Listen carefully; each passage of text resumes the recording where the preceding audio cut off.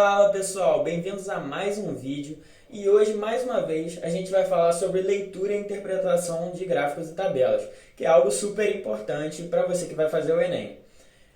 Antes de mais nada, eu queria agradecer muito ao pessoal do Tyler Martin, do perfil do Vitor Ramos. Para quem não sabe, é o melhor perfil de futebol do Facebook. E o pessoal tá dando muita força lá. Você que é do Tyler, que tá aqui assistindo pela primeira vez, pô, espero que você curta. E aquele negócio, qualquer dúvida, pode botar nos comentários. Se sentir envergonhado qualquer coisa, manda lá no direct que a gente vai fazer de tudo para sanar a sua dúvida. Então, sem mais delongas, partiu lá para a aula. Então, na aula de hoje, a gente vai se concentrar no que é mais importante, no que é o objetivo, né? Que é resolver questões. Para quem não viu a aula anterior, vê lá no IGTV, tá lá uma explicação breve de como você lida com gráficos e tabelas. É um tema super importante, é importante praticar. Qualquer dúvida, qualquer coisa, já falei, pode mandar, eu mando mais questão. Se quiser alguma sugestão também, eu faço mais uma aula resolvendo, sem problema nenhum. Então vamos embora. Hoje a gente vai começar com uma questão do Enem de 2016. Vamos lá. O quadro apresenta a ordem de colocação dos 6 primeiros países em uma disputa nas Olimpíadas. A ordenação é feita de acordo com a quantidade de medalhas, ouro, prata e bronze. Para quem não acompanha a Olimpíada, quem tiver mais ouro fica em primeiro. Se empatar, somente se empatar, aí a prata decide. Quem tiver mais prata decide. Quem tiver mais bronze é o terceiro critério de desempate. Se um país ganhou 10 pratas e 10 bronze e nenhum ouro, ele fica atrás daquele país que ganhou só um ouro e nenhuma prata e nenhum bronze. Então vamos lá. Se as medalhas obtidas por Brasil e Argentina fossem reunidas para formar um único país hipotético, qual a posição ocupada por esse país? Gente, eu resolvi começar com que essa é uma questão um pouco mais tranquila, né? Eu vou mostrar no quadro como se faz, que eu acho que fica melhor do que representar aqui. Vamos lá. Então, sabendo daquilo que eu falei, né, que o primeiro critério de desempate é o ouro, depois a prata, depois o bronze, o que a gente pode fazer? Vou botar aqui. Brasil mais Argentina, né? Que é o país. O hipotético aí da questão. O que a gente vai fazer primeiro para poupar nosso tempo? Somar o número de ouros, né? Que é o critério mais importante aqui. O Brasil ganhou 2, a Argentina 3, tem 5 ouros. 5 ouros. Então, sabendo que tem 5 ouros, em que posição esse país hipotético estaria? Ele estaria com o mesmo número de ouros dos Estados Unidos, né? Mas aí tem o segundo critério de desempate, que é a prata.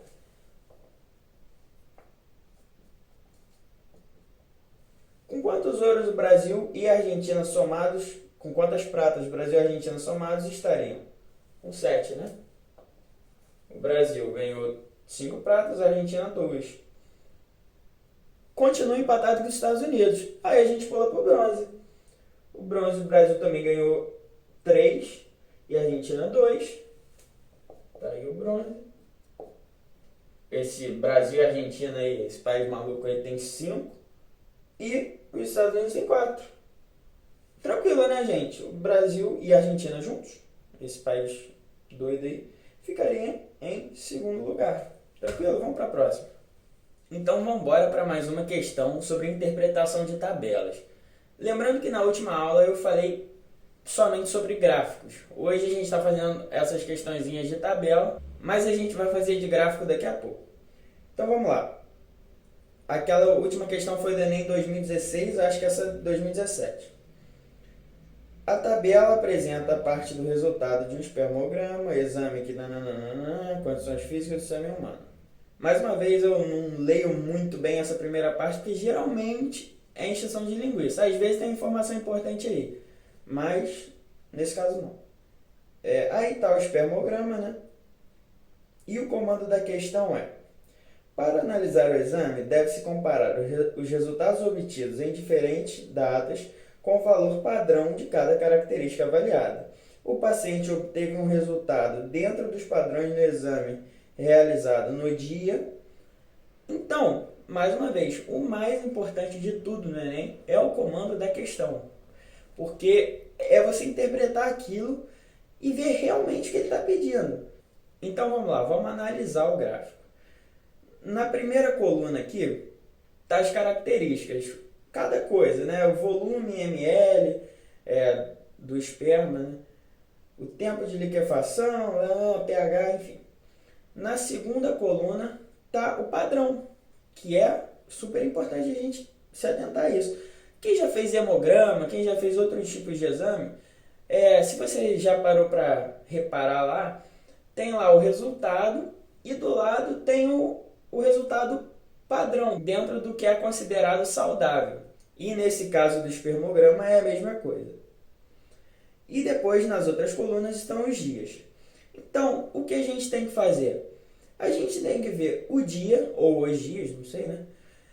Em que os resultados estão dentro de todos os padrões esperados. Porque foi isso que a questão pediu, né? O paciente obteve um resultado dentro dos padrões no exame realizado no dia, dentro dos padrões, leia-se dentro de todos os padrões, né? Então vamos lá, vamos para o dia 30 de 11 de 2009. Na questão do volume, ele está dentro do padrão, não está? Porque o padrão aqui está mostrando de 2 a 5, ele está 2,5, ok. Tempo de liquefação, 35, o esperado é até 60, ok. pH, 7,5, está dentro. Espermatozoide, a unidade de espermatozoide por ml, 9.400.000. Tem que estar maior do que 20 milhões. Já não está ok. A gente já fez um exercício na aula de estatística que a gente abordou esse sinal de maior e menor. Se você não assistiu, vai lá, 2 aulas atrás, que está lá a gente falando sobre isso. Então, esse sinal quer dizer que é maior do que 20 milhões. Não está no esperado. Então, vamos para outra. Já não é o dia 30. No dia 23 do 3, volume 2,5 está dentro. Tempo de liquefação 50 até 60 está dentro. pH está dentro. Espermatozoide, ok, mais do que 20 milhões, tem 27 milhões. Leucócitos, até 1.000, está dentro. Até 1.000. Esse até inclui o 1.000, né? Então está dentro. E a hemácia passou de 1.000. A hemácia padrão é até 1.000. Aqui está 1.200. Não é. 9 de 8 de 2011. Vamos ver esse. Volume, ok. Tempo de liquefação, está dentro até 60. Até 60. 60 está dentro. pH 8, passou. O pH esperado é de 7,2 a 7,8. Não é esse dia. Dia 23 do 8, penúltimo já. Volume, 4 está dentro. Tempo de liquefação, está dentro. pH, ok. Espermatozoide, mais do que 20 milhões, está dentro. Leucócito, até 1.000, está dentro. Hemácia, até 1.000, está dentro. Ou seja, dia 23 de 8 de 2011, cumpriu o nosso esperado. Letra D. Vamos ver o último dia só para desencargo de consciência. Volume, está dentro, ok. Tempo de liquefação, até 60, 70. Não é o último dia. A gente acertou. Letra D. Ok? Vamos para a próxima. Então, bora para mais uma questão. Essa aqui é do Enem de 2016 também. Vamos ler. O sódio está presente na maioria dos alimentos industrializados, podendo causar problemas cardíacos, blá, blá, blá, blá, blá, blá, blá. Enfim, os médicos recomendam que seus pacientes diminuam o consumo de sódio. Lembrando, gente, que isso é muito interessante de saber. Todas essas informações são muito legais que o Enem passa. Só que você está lá fazendo Enem correndo contra o tempo, às vezes você não quer ler isso, né? Então, muitas vezes eu passo direto disso aqui, porque é o que você vai fazer lá e é o que você tem que fazer para economizar tempo. Vamos lá. Com base nas informações nutricionais das 5 marcas de biscoito, A, B, C, D e E, construiu-se o gráfico que relaciona a quantidade de sódio com porções de diferentes biscoitos. Aí, aqui está no eixo Y a quantidade de sódio em miligrama, no eixo X a porção de biscoitos em grama. Qual a marca apresentada? Tem a menor quantidade de sódio por grama do produto. Importante prestar atenção, ele pediu a menor, não a maior. Então vamos lá. Gente, eu vou fazer aqui de uma forma bem didática, mostrando A, B, C, D e E, a concentração de cada um. Quando eu falo concentração, é a quantidade de sódio por grama. Você divide um pelo outro dá a concentração, né, de sódio por grama do biscoito. Lembrando, quem nunca ouviu isso, eu já disse nas últimas aulas, muitas vezes você não precisa fazer passo a passo para responder a questão. Você pode economizar tempo, você pode ter um estalo, ter uma sacada que vai te ajudar, que pode fazer diferença lá no final da prova. Mas eu vou fazer o passo a passo aqui, que é para ser bem didático, para ninguém ficar pelo caminho, tá beleza? Vamos lá. Então vamos calcular a concentração em cada marca de biscoito. Vamos lá para a letra A. A letra A tem 100 mg de sódio, para tá mais ou menos do 25 aqui, né, gente? Dá para ver que está entre o 20 e o 30, está ali no meio. Então vamos botar a quantidade de sódio, 100 mg, por 25 gramas do biscoito. A gente faz essa continha aqui, dá 4 miligramas para cada grama do biscoito. Eu estou botando 1 aqui embaixo só para representar, né? Qualquer número dividido por 1 é igual a ele mesmo, mas para representar o biscoito aqui embaixo.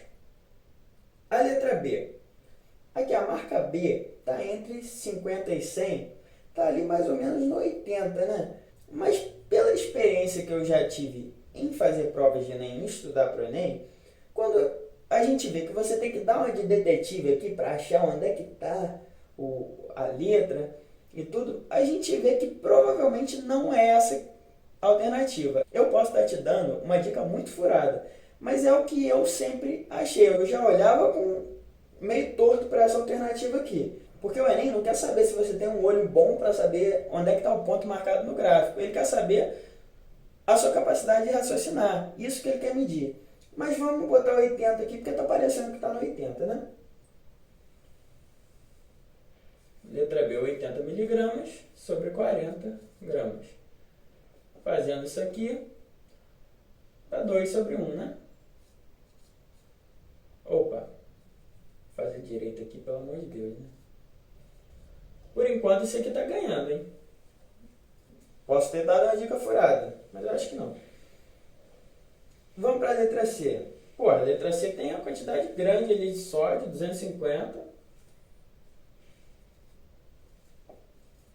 por 50, né? 250 miligramas por 50 gramas do biscoito.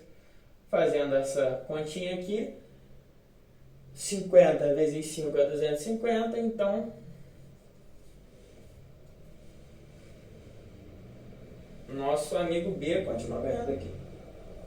Vamos lá para a letra D. A letra D tem 100 miligramas por 80. Opa! Nós temos uma divisão aqui que não vai dar exata. O que a gente pode fazer? A gente pode fazer de vários jeitos. Eu vou dividir esse número, 100 por 80, simplesmente. Ou 10 por 8, ou 1 por 0 por 8, não, tô zoando.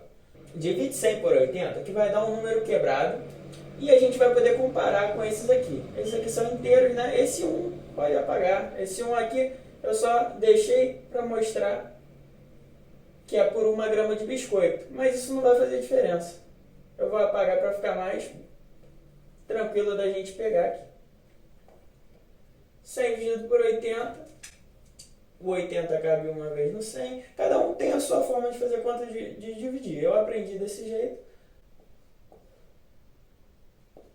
Vai a vírgula aqui, né? E a gente completa com zerinho. 2 sobre 40. Beleza. Restou nada, né? Continha que você não faz desde a quinta série, mas é isso aí que tem que fazer mesmo.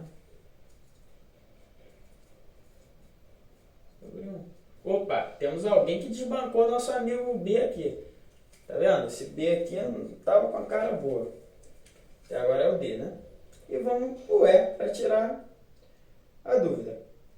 O E é 200 sobre 100. 2 sobre 1, né? Caraca, 2 de Chernobyl. Temos a nossa alternativa. A menor concentração de sódio por grama de biscoito é a letra D. Agora, eu vou tentar comentar um pouco essa questão, porque lembra, o Enem é uma prova de resistência e uma prova contra o tempo. Você não precisa fazer isso tudo aqui, sei lá, 5 minutos para resolver essa questão. É uma questão que, dado que você já leu, já interpretou o comando, você pode fazer por comparação. Então, o que a gente poderia comparar aqui? Por exemplo, o A e o D. O A e o D, eles têm a mesma quantidade de sódio, mostrada no gráfico, só que por quantidades diferentes de biscoito. Se o D tem 100 miligramas em 80 gramas de biscoito, e o A tem 100 miligramas em 25, a gente pode eliminar o A, não pode? Porque o D já tem uma concentração menor de sódio, porque tem a mesma quantidade de sódio por mais quantidade de biscoito. O B, a mesma coisa. O B tem um pouquinho a menos de sódio, um pouquinho de nada. Mas tem muito menos quantidade de biscoito. A metade da quantidade do D. Então você já escantearia o B também. Aí, fora porque o B está meio voando aqui. Você tem que adivinhar onde é que ele está. Eu não ligaria muito para esse B, não. A letra C, você já olha também meio torto, porque ela tem uma quantidade muito acima de sódio, mesmo que ela esteja aqui no 50. Se você parar para pensar, o B tem uma quantidade menor de sódio em mais quantidade de biscoito, isso quer dizer, automaticamente, que o B tem uma concentração menor que o C. Porque o C, em menos biscoito, tem mais sódio. Você já jogaria o C para longe. Isso aqui, ó, tá vendo? Isso aqui você está pensando rápido. Você está economizando tempo. Você não está precisando fazer isso. Se você precisar fazer isso, gente, não tem problema nenhum. Essa é a forma mais segura. Muitas vezes a gente vai tentar fazer isso aqui e vai se confundir. Mas eu só estou dando essa dica porque o Enem é uma prova contra o relógio também, né? E aí você sobraria a letra E. A letra E tem uma quantidade maior, só que tem mais biscoito. Aí você faria a continha do D e do E. E acharia isso aqui. E você faria essa continha super rápido. Você podia fazer, só montar isso aqui, você vai ver que isso aqui vai dar um número menor do que isso aqui. Não precisa nem fazer a conta. Então é isso, gente. Mas se não se sentir à vontade para fazer desse jeito, faz lá bonitinho, vai no certo, que é só sucesso. Vamos para a última aqui. Então vamos lá, gente. Eu acabei tendo um problema na hora de repassar o vídeo para o Drive, que eu vou fazendo picado. E aí a memória do celular acabou, deu uma confusão danada. O cachorro acordou aqui, então quer dizer, o dia amanheceu, a iluminação está diferente e pode ter uns ruídos na rua, né? Eu geralmente gravo de madrugada por causa do barulho. Mas relevem isso, por favor. Vamos ler essa questão aqui. Essa aqui é um pouquinho mais trabalhosa. Um comerciante que vende somente pastel, refrigerante em lata e caldo de cana em copos fez um levantamento das vendas realizadas durante a semana. O resultado desse levantamento será apresentado no gráfico. Tá aí o gráfico de rede. Você lá do Tyler, que jogava bomba pet, você reconhece esse gráfico com certeza. Ele estima que venderá em cada dia da próxima semana uma quantidade de refrigerante em lata igual a soma das quantidades de refrigerante em lata e caldo de cana em copos vendidos no respectivo dia da última semana. Quanto aos pastéis, né? Aí ele já vai falando o que o vendedor estima para a próxima semana. Foi mal, eu acabei pulando. Vamos ler o que o gráfico mostra. que são as vendas na última semana. Aí tem a legenda do lado, que é super importante, e o gráfico mostra, esse gráfico de rede, em cada aresta, é o dia. E dentro dele, os pontos marcam a quantidade, como está legendado aqui no eixo que chega no domingo, tá a legenda. Gente, vendo esse gráfico, tá tudo meio confuso ainda, né? E aí ele começa a falar que ele estima vender na próxima semana a soma dos refrigerantes e o caldo de cana, só de refrigerante. Depois, quanto aos pastéis, estima vender a cada dia da próxima semana uma quantidade igual a de refrigerantes em lata, né? Pô, aí você já tá todo embolado. Então, quando vem muita informação, o que a gente faz? A gente usa o gráfico ou uma tabela e faz um gráfico ou uma tabela mais simplificado. É o que eu faria nessa questão. Vamos ler o comando logo. Segundo essas alternativas, a quantidade a mais de pastéis que esse comerciante deverá vender na próxima semana é... Vamos anotar direitinho tudo que ele vendeu na outra semana, pra gente não ter que ficar caçando nesse gráfico de rede maluco aqui? Então vamos lá. Pastel, caldo de cana e refrigerante. E aqui vai ser segunda.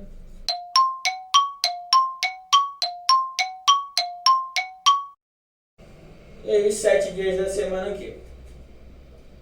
Vamos anotar o quanto que ele vendeu de pastel na última semana. Porque o comando da questão é o quanto, segundo as estimativas dele, ele vai vender de pastel nessa semana. Então bora anotar a quantidade de pastel aí. Eu vou acelerar um pouquinho o vídeo, você faz aí onde você estiver. Se você não estiver usando papel e caneta agora, só estiver assistindo o vídeo, depois faz essa questão, que ela é de um nível um pouquinho mais alto do que as outras, e ela pode fazer diferença para você na nota final. Então tá aí, eu anotei todos os dados que estão no gráfico em uma tabela. E você pode fazer no seu rascunho também, para você não se embolar, porque é uma questão um pouco confusa. Se você conseguir guardar os dados na cabeça e consultar aqui de acordo com o que você for lendo, ok. Mas eu fiz isso aqui para ficar mais didático, para todo mundo conseguir visualizar. Então vamos lá. Ele estima que venderá em cada dia da próxima semana uma quantidade de refrigerante em lata igual à soma das quantidades de refrigerante em lata e caldo de cana em copas vendidos no respectivo dia da última semana. Então, resumindo, ele estima que a soma disso aqui tudo, todos os líquidos que ele vendeu, vai ser a quantidade de refrigerante. Ele está otimista. Então, na próxima semana, o refrigerante vai ser 7, né? 4 mais 3, 5 na terça, 7 na quarta.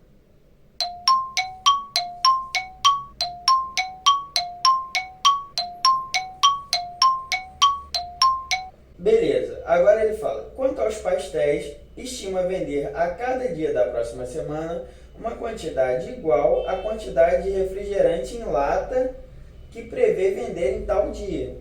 Já para o número de caldo de cana em copos, estima que as vendas diárias serão iguais à última semana. Então, caldo de cana ele acha que vai continuar a mesma coisa, e pastel ele falou que a venda vai ser igual à venda de refrigerante dessa semana. Ou seja, é só você replicar tudo disso aqui para cá. Eu vou escrever só para ficar visual, mas você não precisa fazer isso na hora da prova, né? Então, feito isso, vamos para o comando da questão. Vamos para o que a questão pede.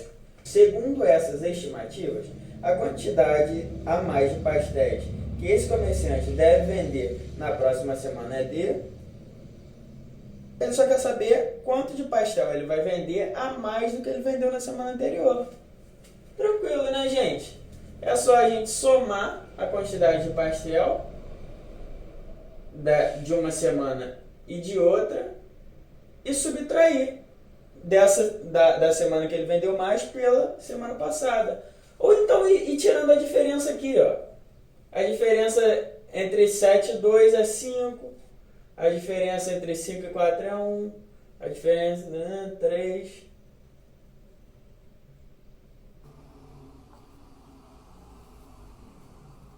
Tirou todas essas diferenças, a diferença que eu digo, ó, é esse menos esse menos esse, porque esse aqui sempre vai ser o maior, né?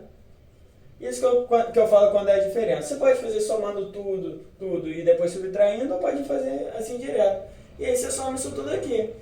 6, 9, 14, 21, 26, 27, né? Isso tudo aqui dá 27. Vamos ver se tem essa alternativa. Tem. É letra B. Beleza, pessoal? Essa questão aqui parece difícil, parece embolada, parece, mas se você ler com calma, interpretar, viu que é tranquilo, né? A gente só usou soma. Só isso. Soma e subtração. Então, pessoal, obrigado por assistirem mais uma aula. Nos próximos dias vai ter coisa nova aí, vai ter aula de redação. Mais pra frente eu explico um pouquinho melhor sobre isso. E é isso aí, gente. Valeu, tamo junto. Até a próxima.